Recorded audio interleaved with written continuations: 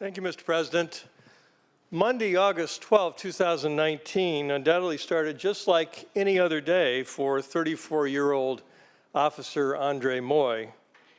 He left his home in Moreno Valley, probably gave his bride of 3 years, Sarah, a kiss or a hug, climbed on his motorcycle and started his shift as a motor officer with the California Highway Patrol.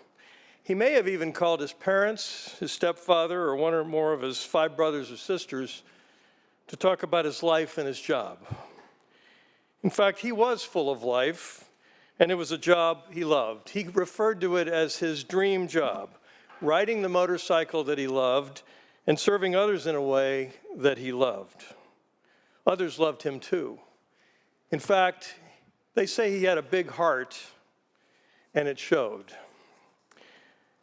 Later that same day, at approximately 5:35 p.m., while patrolling the 215 freeway in the vicinity of Riverside, Officer Moye spotted a white pickup truck with a single occupant driving in the carpool lane. He initiated a traffic stop at the East Ridge intersection. The driver apparently had an expired driver's license and no current vehicle registration. Officer Moye determined that the pickup truck needed to be impounded, and he began to initiate the impound.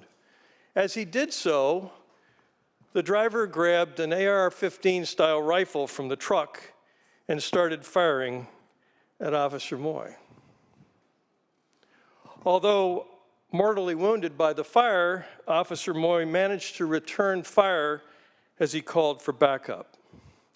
Many law enforcement officers responded to that call, and according to our Riverside Chief of Police, Sergio Diaz, the gun battle was long and horrific.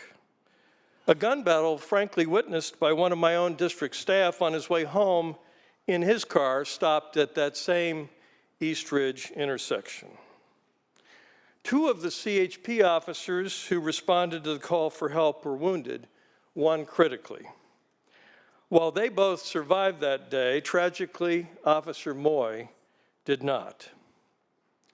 Now, the driver of the pickup who was killed during the gun battle was a convicted felon, someone who served his time but was not legally permitted to own a firearm.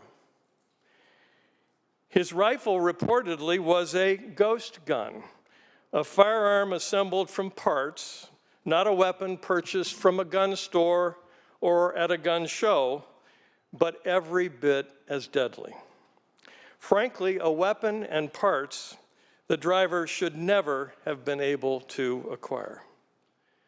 The tragedy here, of course, is that he did, and that he ambushed Officer Moye, who was simply attempting to do his job, to enforce the law and to protect all of the rest of us.